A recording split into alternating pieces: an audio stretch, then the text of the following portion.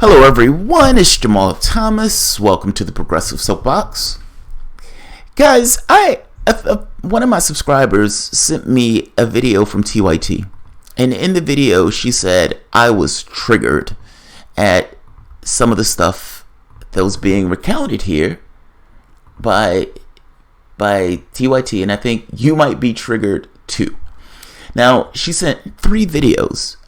And all 3 videos had elements in those videos where you were like, ugh.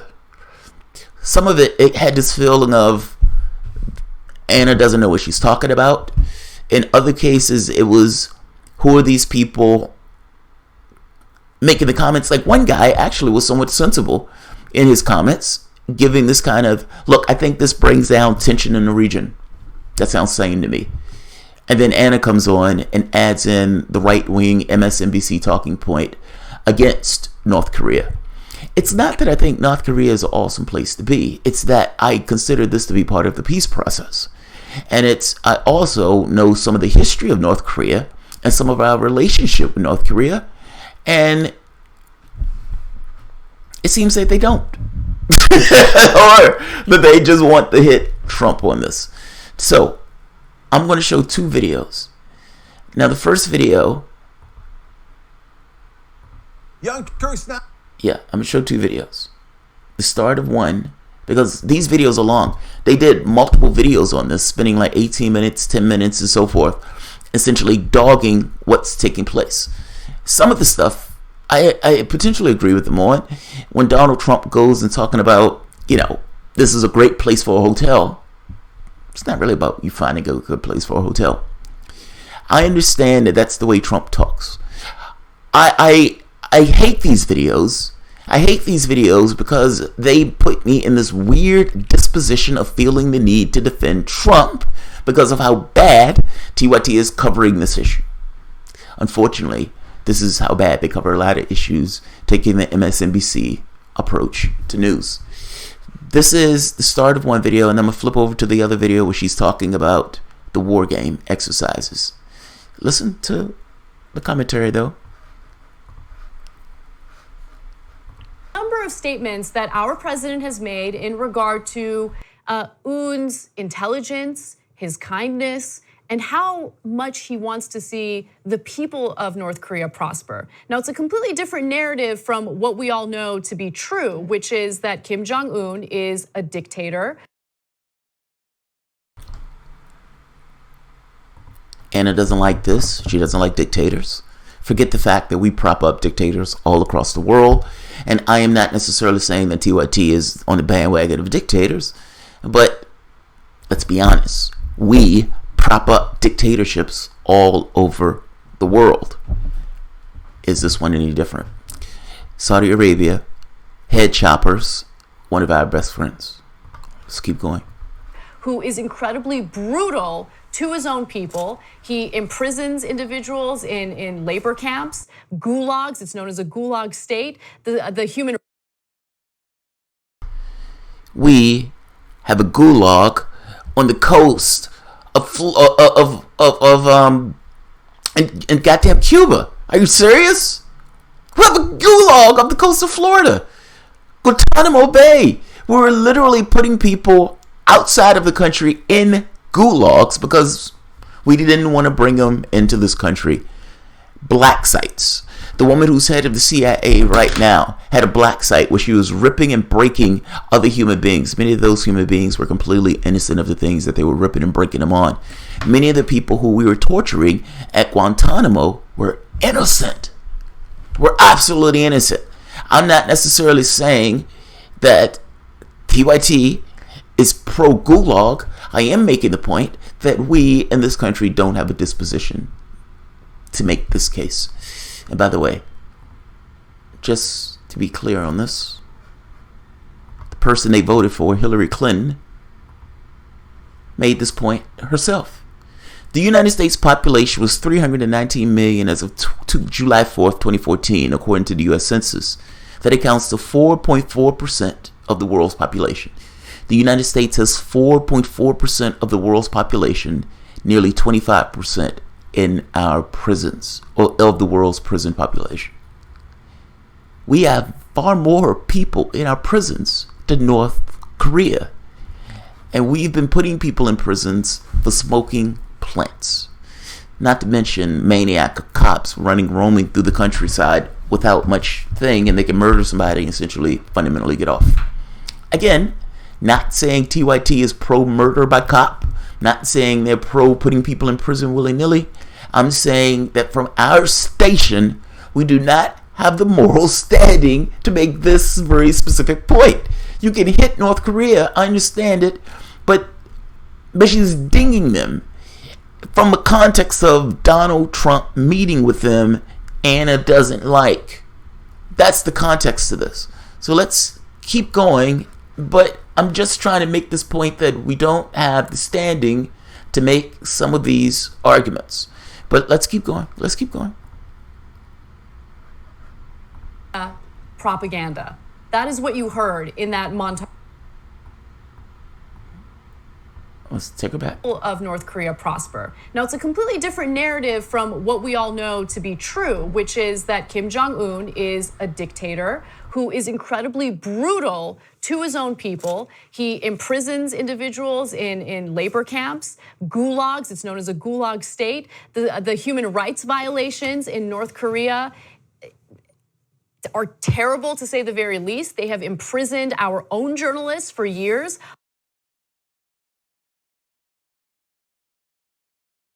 Maybe Anna doesn't know, but we've also imprisoned our own journalists for years. Right here. No. Where is it? Where is it? Where is it? The Obama administration has used the Espionage Act more than any other president combined, and we've used it to attack journalists. Beyond that, look at this. Internal emails from global intelligence executives in 2010. Brennan is behind the witch hunts on investigative journalists learning much information from inside the Beltway sources. Note, there is a specific tasker from the White House to go after anyone printing materials negative to the Obama agenda. Oh my. Even the FBI is shocked.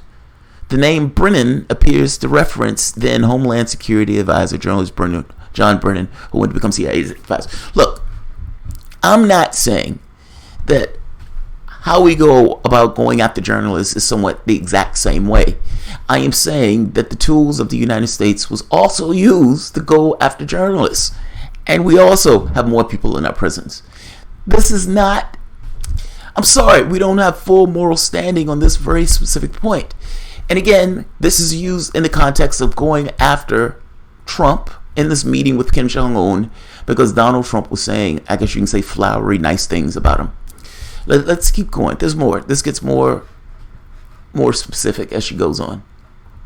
Otto Warmbier, who was a young man who traveled to North Korea, had been imprisoned and was brought back to the United States in such a terrible condition that he died soon after. And so when you take all of these things into account, it's a little insulting to hear Donald Trump discuss North Korea and Kim Jong-un specifically as such a great guy, but also discuss how North Korea could be a great place for US business. Take a look. Well, they have great beaches. You see that whenever they're exploding their cannons into the ocean, right? So I said, boy, look at that. Wouldn't that make a great condo behind? And I explained, I said, instead of doing that, you could have the best hotels in the world right there. Think of it from a real estate perspective. No, I don't want to think of it from a real estate perspective. I want to think about it from a keeping the world safe from nuclear war perspective. I want to think about it from a human rights perspective. I mean, nuclear war. I mean, what do you mean keeping the world safe from a nuclear war perspective? Look, there's been a lot of hysteria pumped up about the North Korea thing, and to some degree, Donald Trump himself has caused this hysteria, creating or escalating in this particular conflict. But we were not in threat of being hit with a nuclear weapon. And whether Anna realizes this or not, part of the reason that they developed these nuclear weapons is because we broke our agreements with North Korea. She alludes to that. Donald Trump kind of makes that point that well, we broke some of our agreements with them, and in order for us to move this peace process forward, we need to do certain things in order to create trust. Let's keep going. There's one other video I want to show. But she doesn't seem to know that part of the reason that North Korea developed those nuclear weapons was not to be used to attack, but to be used as a bargaining chip, to be used as this thing. People don't look at the world from the perspective of other people, oftentimes, especially as nations. And the United States takes a very specific point of view of how we relate to the world, not taking into account the things that we do in the world and perspective that the world has when we do those things. When we're making deals with North Korea and we say, look, we're going to give you nuclear reactors, and we don't do that. When the other administrations are coming in and they look at the world and they've seen us destroy other countries, especially in the Middle East, we've threatened them constantly. George Bush calling them weapons of mass destruction and axes of evil, even though we're the ones that broke agreements with them under the Bill Clinton administration. She probably doesn't know that, or she's not telling that, and I don't know which one it is. The fact is, the whole point of the nuclear program was to be used as a bargaining chip. Pyongyang said as much themselves. I'm going to put that article at the bottom also. Essentially, DPRK made this point. The United States pushed us to take this position. They full well believe, you must understand, we killed up to a fifth of their population during the Korean War. A lot of us forget they haven't. We still to this day have troops on that border, and we to this day continue to have military exercises. Donald Trump is stopping the military exercises. Good. What the media often doesn't report is that part of the reason that North Korea was firing off those missiles was because that we were in joint exercises with South Korea, pretending as if we were going to decapitate the leader of North Korea and take out their country. To do one more video before I go further into this, because I'm not going to keep this one all that long. I know those are my famous last words. But this is another one with the war games, and this is one of the silliest commentaries that I think I've heard on this. Take a look at what Donald Trump had to say to the press about these so-called war games. So one of the things that I suggested and I want to do is we're going to stop the war games. Flying to South Korea to practice and then drop bombs all over the place and then go back to Guam. We are going to get out of the war games that cost so much money. So under the circumstances that we're negotiating a very comprehensive, complete deal, I think it's inappropriate to be having war games. And I'm doing something that I've wanted to do from the beginning. We stopped playing those war games that cost us a fortune. The war games are very expensive. We pay for a big majority of them. We fly in bombers from Guam. I know a lot about airplanes. It's very expensive. Because I think, number one, it's very provocative, and I want to do it, and I think they're very happy about it because it is so provocative. And I think it's very provocative. It's a very provocative situation. You know, I wanted to stop the war games. I thought they were very provocative, but I also think they're very expensive. It really is something that I think they very much appreciated. And I think it's very provocative, especially, George, since we're getting along.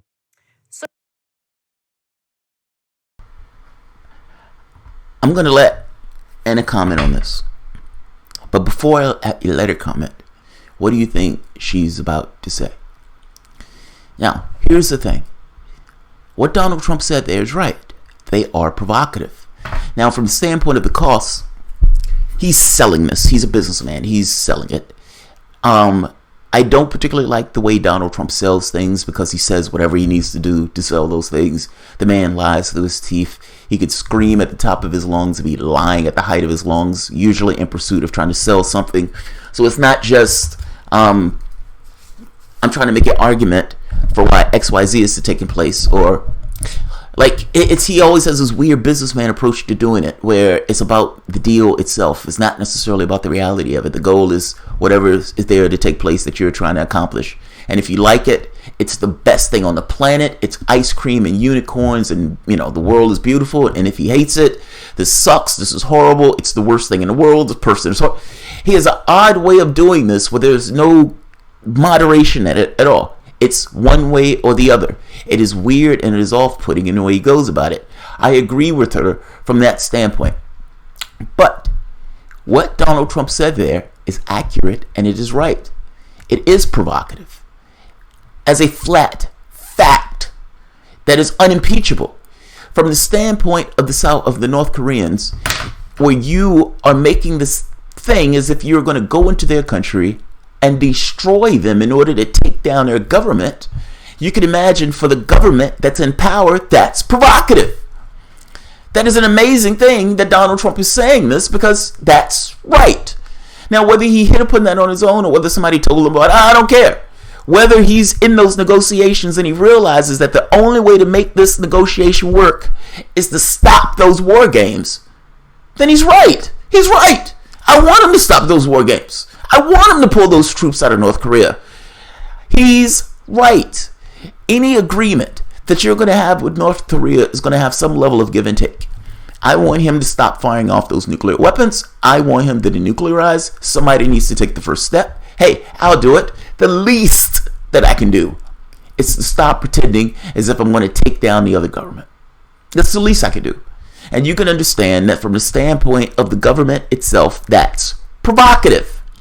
Look back at the other video where Vladimir Putin launches the missile, the hypersonic missile that can take down nuclear weapons or something to that effect, or take down missile defense systems, or missile defense systems can't necessarily knock them out, hypersonic missiles. Look back at Anna's response to that. Oh my God, Jink, what are we going to do, Jink? What are we going to do? I mean, this is so this is so provocative. It's so provocative. I don't think she used the word provocative, but she could have used the word provocative because that's the way she took it. Oh my God, Vladimir Putin, what are we going to do, Jink? What is our military doing, Jink? What is our military doing? What are we going to do? What are we going to do? What are we going to do? Oh my God, he has missiles we can't lock down.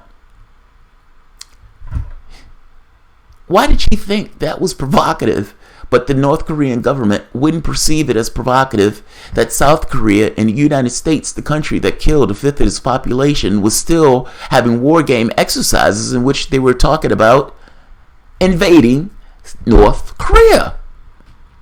I don't understand. I don't understand. What do you think her response is going to be? Let's take a look. So I just want to clarify something in regard to Trump saying that these war games are expensive. It just seems a little silly and strange for someone like Trump to make that argument when he himself has advocated and pushed for a military parade in Washington, D.C. that would cost somewhere between $10 to $30 million. So if you're really genuinely concerned about how expensive it is, maybe don't consider wasting taxpayer money on a military. Anna, it's not the expense. I know Trump said expense, but the key point to this is provocative. It's provocative. It's not the expense. It's provocative to South Korea. Let's keep going. Let's let her finish. Military parade, just so you feel better about yourself and puff up your chest. But he is saying the word provocative over and over again, which plays into the narrative that Kim Jong-un wants to push out there. And by the way, mind you, the concessions are one thing. Another portion of this is how much this meeting has legitimized Kim Jong-un's place in the world.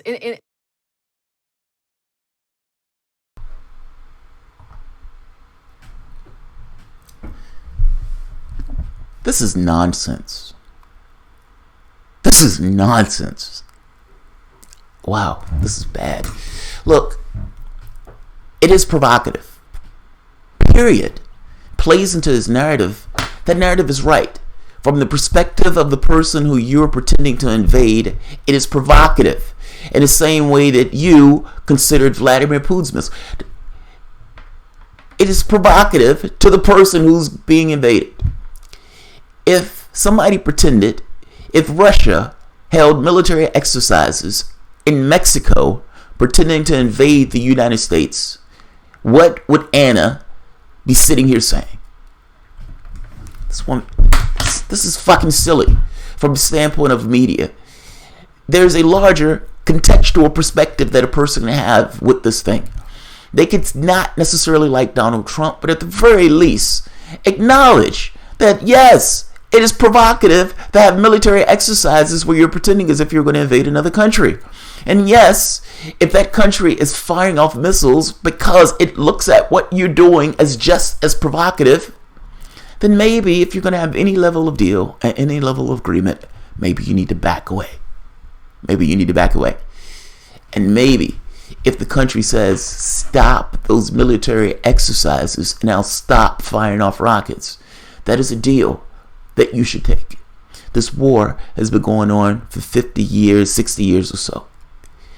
One of the arguments that Rachel Maddow made is, well, I mean, we've had these military exercises for God knows how long. You've also been at war for God knows how long, or at the very least, this armistice for God knows how long. It's time for something different, and it's time for a change. If Donald Trump is going to pull those forces out, and he's going to stop those missile exercises, good. We have been military all over the place. It's time to bring these troops home. I don't like this right-wing argument that's taking place for TYT because they don't like Donald Trump. I mean, come on. If this was Obama, do you honestly believe they would be out here making this argument? This argument is nonsense. The guy who was on stage with her, at the very least, brings it up, saying, hey, maybe it's not a bad idea for Trump to do this, as we can bring tensions down in that region of the world. My issue here is her using this thing of playing into his narrative. What do you mean playing into his narrative? Is the narrative right? Does he have a point? Is it potentially true that those military exercises are provocative? The answer is yes. Donald Trump is right here. Donald Trump is right. Anna has no idea what she's talking about when it comes to foreign policy, and she just not discuss the topic. She consistently makes mistakes. This was horrible, though. This was horrible. I mean, this was absolutely horrible. So I'm going to leave this because this video has gone too long. Jamal, please do another Anna impression. No, I don't mean to do that. I'm not doing that on purpose. That wasn't on purpose. I'm sorry. That wasn't on purpose. But her take on this is horrible. I'm sorry. Her take on this is horrible. It is a good thing that we're trying to de-escalate in that region of the world. And I'm going to put information down at the bottom. North Korea has even made the point themselves that part of the reason they went with that nuclear program was because we broke our agreements. And in addition to breaking our agreements with them, Bush added them into the axis of evil. I'm just saying. Part of that is we saw what took place around the world, and we thought that we were at risk if we didn't have some weapon or some bargaining chip. Well, if you want something to change, it's about doing something different. And at the very least, whatever you want to say, this is the first. I'm not going to say the first, but if Donald Trump is going to take the troops out, which we don't know as a flat fact yet, but if he said he's going to take the troops out, and if he is getting to the point of deep nuclearization, I mean, of course, we don't necessarily know it again. We don't necessarily know as a flat fact. But if they're moving through that process, I support it. We shouldn't be doing those military exercises, especially when you're talking about some kind of peace process. So, shocks the shit out of me. I actually support that, and I think it's weird that TYT is taking this odd right-wing approach to going after him on this. But whatever. Do your MSNBC thing. Get that to your crowd. Look, what I would say, I would give the audience credit, because look at this. 858 likes, 584 downvotes. They have just as many downvotes as likes. Apparently, the people of TYT who's watching that know a little bit more about foreign policy than Anna. So, good on them. Good on them. Alright guys, if you enjoy the content, please feel free to share, like, subscribe. Of course, you can always support the patron. I have one or two more. This video has went long, so I'm going to end this here. Thanks guys.